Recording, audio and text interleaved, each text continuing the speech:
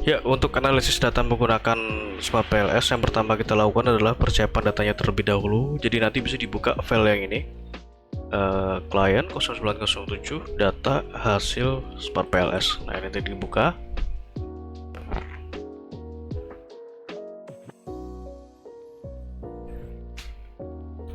Oke, kita masuk ke bagian data.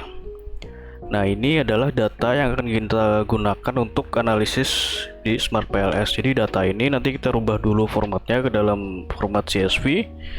Kemudian kita masukkan data tersebut ke dalam aplikasi Smart PLS. Jadi Smart PLS yang saya gunakan untuk analisis ini menggunakan versi 3.3. Oke, setelah seperti ini lalu kita buat dulu data CSV-nya, kita copy. Jadi yang di copy itu ininya saja, nama dari masing-masing kuesionernya ini, atau ini variabel konstruknya. Ini kita copy saja. Jadi ini yang untuk nama variabel dan nomor tidak usah kita copy seperti ini. Kita copy, kita buat file baru, kita paste. Nah, seperti ini. Kemudian klik file, save as, browse. Kita bisa simpan di mana.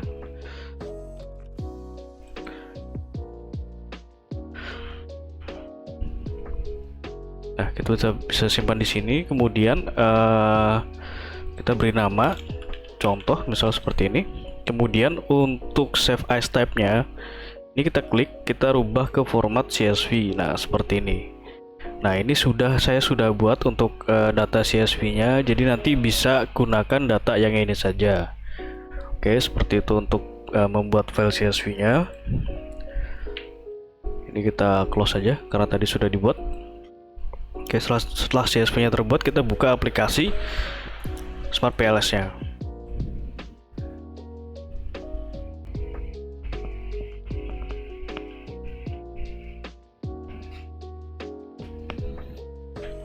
Ya, seperti ini. Kemudian kita klik New Project. Kita beri nama. Ini bebas namanya apa. Kita tulis saja di sini adalah contoh seperti itu. Kemudian OK. Nah, kita masukkan data CSV yang tadi. Caranya ini double klik to import data, kita double klik, kita masukkan file yang tadi itu. Nah, ini CSV yang itu sudah kita buat itu, open, kemudian klik OK. Ya, seperti ini. Ini tandanya bahwa data penelitian itu sudah termuat dalam aplikasi Smart PLS. Kemudian kita close saja. Nah, kita buat model penelitiannya. Klik yang ini, yang biru ini, titik biru dan ada kuning dua ini. Kita double klik saja. Oke, kita masukkan indikator ini ke dalam lembar kerja sesuai dengan kelompok variabelnya. Caranya, kita klik yang X1.1 ini, kemudian kita tekan Shift, klik X1.6. Nah, seperti ini, kita blok seperti ini, kemudian kita tarik, kita drag ke lembar kerja. Ya, seperti itu. Set 1 juga sama, kita pindahkan ke sini. Nah, setelah seperti ini, lalu kita bentuk modelnya. Kita minimize sebentar.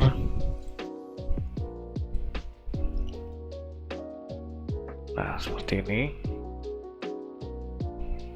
Kita buat modelnya. Jadi untuk set ini kita di atas seperti ini. Nah, untuk bentuk modelnya ini bebas ya, nanti bisa disesuaikan dengan kebutuhan. Jadi ini untuk visualnya saja. Jadi yang penting itu tidak ada angka atau hasil analisisnya itu nanti yang tertutup. Jadi semuanya bisa terbaca. Jadi bisa terdapat perbedaan untuk model analisis di Smart PLS ini dengan model gambar di kerangka pemikiran. Oke, setelah seperti ini lalu kita beri nama masing-masing variabelnya ini. Untuk X1, jadi ini kita klik kanan, rename. Nah, ini kita copy saja supaya cepat. Oke, seperti ini. X1, kemudian untuk Z1 kita klik kanan, rename. Ini oke. Kemudian set 2. oke. Kemudian Y seperti ini. Nah, oke. Setelah seperti ini, lalu kita hubungkan, kita bentuk model jalurnya dengan klik menu connect ini, kita klik, kemudian kita hubungkan sesuai dengan hipotesis yang ada. Jadi X1 ke Z1, X ke Z2, X ke Y, kemudian Z1 ke Z2, Z1 ke Y, kemudian Z2 ini ke Y. Nah, oke, kita rapikan sebentar supaya hasilnya nanti bagus. Setelah seperti ini, lalu kita lakukan analisis untuk outer model yang pertama. Jadi outer model yang pertama itu kita lakukan eliminasi variabel construct yang tidak valid atau tidak reliable. Caranya, klik calculate, PLS algorithm, kemudian start calculation. Oke, seperti ini. Kemudian yang pertama kita lihat adalah nilai dari outer loadingnya.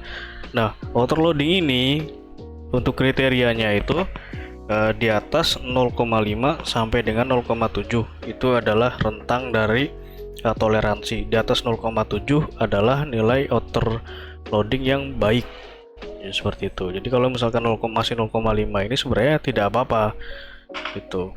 Nah, yang hijau ini di atas 0,7. Oke, ini sudah di atas 0,5 semua. Lalu kita lihat juga nilai dari AVE nya di construct reliability and validity, kita klik. Nah, untuk AVE ini harus di atas 0,5. Nah, sementara ini ada dua variabel yang di bawah 0,5. Kemudian untuk nilai Crobak Alpha ini minimal ada 0,7 dan composite reliability ini adalah minimal 0,7. Nah, untuk Crobak Alpha dan composite reliability ini bisa digunakan seperti ini ya. Jadi kalau misalkan salah satu atau keduanya ini sudah di atas 0,7, maka variabel penelitian ini dinyatakan reliable. Nah, untuk AVE ini kita lihat untuk kevalidan dari variabel ini. Nah, ini tidak ada toleransinya. Jadi ini harus di atas 0,5. Nah, kita lihat di sini untuk X1 dan Z1 dan ya, X dan Z1 ini masih di bawah 0,5. Nah, kita harus eliminasi data variabel konstruknya.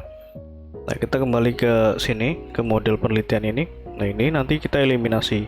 Caranya, kita lihat dulu nilai dari outer loadingnya. Kita eliminasi untuk yang X, variabel X dulu. Nah, untuk mengeliminasi ini kita pilih yang terkecil. Nah, di sini kita bisa lihat X1.6 ini yang paling terkecil dari variabel X-nya. Oke, ya ini sudah paling kecil. Kita kembali ke model X1.6 ini seperti ini, kita delete saja. Kita delete. Nah, seperti ini. Kemudian kita ulang penghitungannya. Seperti tadi. Terloading, oke, masih ada yang merah, tidak apa-apa. Nah, kita lihat lagi. Oh, ternyata masih merah. Kita kurangi lagi. Caranya sama, kita pilih yang terkecil. Nah, ini yang terkecil adalah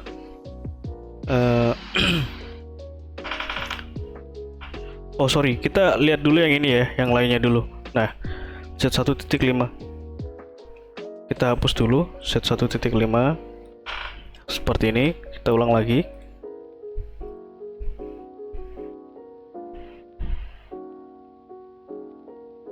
Nah, oke, untuk Z sudah oke, tinggal variabel X-nya. X ini kita lihat yang paling terendah. Di sini yang paling terendah itu adalah X1.5. Itu 0,6666. Kita hapus. Nah, ini sudah oke untuk AVE-nya, outer loading juga sudah oke, sudah di atas 0,5 semua. Nah, ini yang saya bicarakan tadi. Jadi untuk Crobak Alpha, untuk nilai reliabilitas ini Jadi ada dua indikator yang digunakan. Jadi kalau misalkan salah satu atau keduanya ini sudah di atas 0,7 maka bisa dikatakan reliable. Oke, ini untuk validnya sudah oke. Reliability juga sudah oke. Jadi kalau bakal P ini masih di bawah 0,7 ya. Ada juga yang asal sudah di atas 0,6 maka dinyatakan reliable. Nah, itu bebas, nanti bisa dipilih referensi yang mana keduanya benar. Oke, setelah seperti ini adalah untuk pengujian yang kedua berarti. Jadi untuk outer model yang kedua, kita lihat untuk sebelumnya kita rapikan dulu ini. Kita rapikan dulu. Ya, seperti ini. Kemudian seperti ini kita lihat nilai dari construct validity ini sudah. Kita lihat untuk diskriminan validity. Nah, untuk diskriminan validity ini kita untuk melihat apakah datanya itu nanti saya jelaskan di sini saja supaya lebih mudah. Nah, ini untuk melihat apakah terjadi gejala multikoleritas atau tidak. Jadi multikoleritas ini yang kita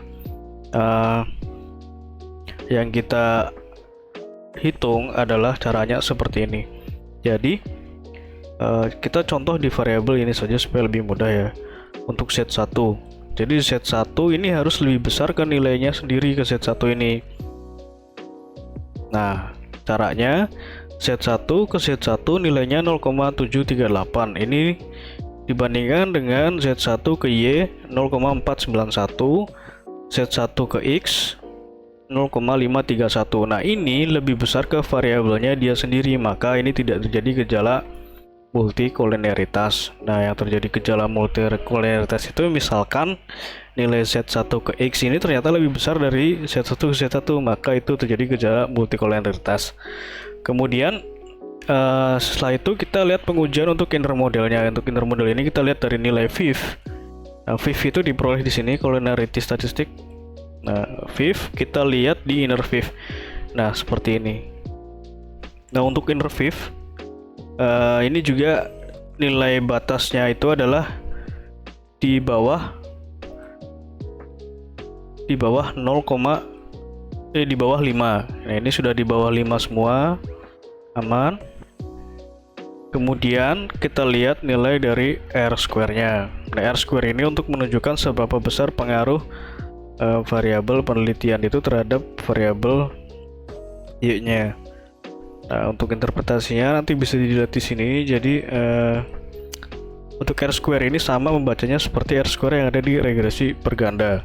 Kita lihat di sini. Jadi untuk variabel Y, loyalitas pelanggan itu R-square-nya adalah 0,417. Artinya 41,7% variabel Y itu dipengaruhi oleh X, set 1 dan set 2. Sedangkan sisanya 58,30% itu dipengaruhi oleh variabel di luar dari model penelitian. Jadi seperti itu untuk cara membacanya. Kemudian untuk Q-square, ini kita nantikan saja Q-square. Jadi kita yang bahas F-square-nya dulu.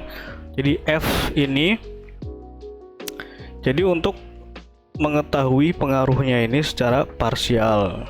Jadi seperti ini, kita lihat di X1 terhadap Y nilainya adalah 0,04, jadi memiliki nilai pendugaan yang kecil. Nah, seperti itu. Ini untuk kriterianya nanti ini bisa dilihat. Oke, kita pengujian Q kuadrat ya. Q square ini untuk mengkonfirmasi nilai dari R square. Caranya klik calculate, kemudian blindfolding, start calculation. Nah, ini adalah nilai dari Q square-nya. Untuk interpretasinya seperti ini untuk Q square. Jadi relevansi, prediktif relevansi untuk variabel Y, yaitu ini loyalitas pelanggan itu dipengaruhi oleh X, set 1, set 2 sebesar 0,198 tergolong sedang. Nah, seperti itu. Oke. Nah, ini ada kriterianya, nanti bisa dibaca dan diikuti. Kemudian kita lakukan pengujian hipotesis. Nah, untuk pengujian hipotesis caranya kita kembali ke modelnya ini, klik calculate, kemudian bootstrapping, start calculation. Nah, ini adalah untuk pengujian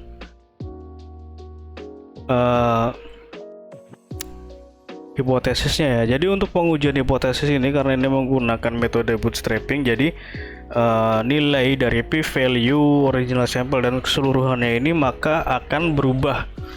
Jadi setiap kali pengujian itu nilainya akan berubah-ubah.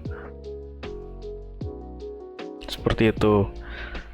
Nah, ini cara bacanya itu dilihat dari nilai original sample dan p-value. Jadi ini bisa diabaikan saja untuk tes statistik, sample mean, dan standard deviation ini bisa diabaikan. Cara bacanya, kita contoh ini X1 ini untuk yang pengaruh langsung ya. X1 terhadap Y, original sampelnya adalah 0,210 dan p-value-nya adalah 0,143. Artinya di sini adalah original sampel ini menunjukkan arah hubungannya positif atau negatif. Jadi kalau misalkan tidak ada tanda minus di depan, artinya ini positif. Dan p-value menunjukkan hipotesis itu diterima atau tidak, atau terdapat pengaruh yang signifikan atau tidak. Jadi X1 memiliki pengaruh positif signifikan terhadap variabel Y. Jadi seperti itu. X1 memiliki pengaruh positif signifikan terhadap variabel Y.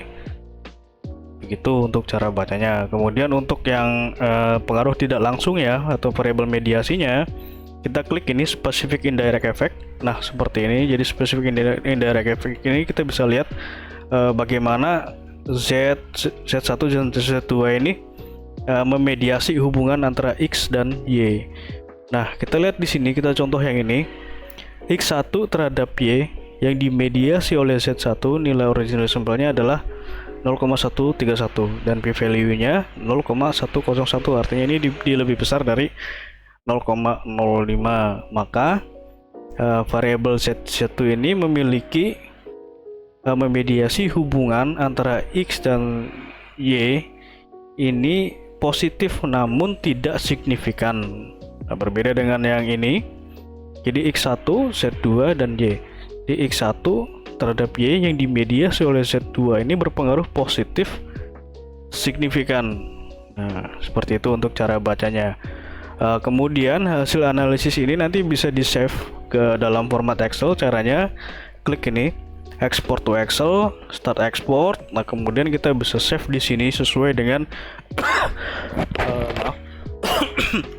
sesuai dengan metode atau tahapan-tahapan analisis yang telah dilakukan. Jadi tinggal klik save saja seperti itu. Untuk grid folding juga sama cara save-nya, export to Excel. Kemudian untuk bootstrapping juga sama, export to Excel seperti itu. Setelah diekspor nanti bisa dipaste ke dalam Microsoft Excel seperti ini untuk dilakukan interpretasi supaya hasilnya lebih mudah untuk dibaca. Oke, sekian untuk analisis menggunakan Smart PLS. Terima kasih.